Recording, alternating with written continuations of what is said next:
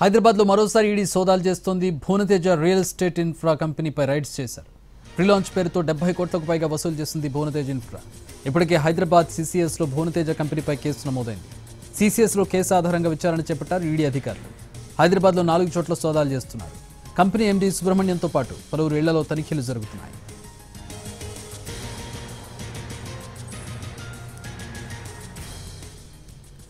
Bhuvanateja real estates infra కంపెనీపై rides చేశారు ED అధికారులు. ప్రీలాంచ్ పేరుతో 70 కోట్లకు పైగా వసూలు చేసింది భువనతేజ ఇన్ఫ్రా. ఇప్పటికే హైదరాబాద్ సీసీఎస్లో భువనతేజ కంపెనీపై కేసు నమోదైంది. సీసీఎస్లో కేసు ఆధారంగా విచారణ చేపట్టారు ఈడీ అధికారులు. కంపెనీ ఎండీ సుబ్రహ్మణ్యంతో పాటు పలువురు ఇళ్లలో తనిఖీలు జరుగుతున్నాయి.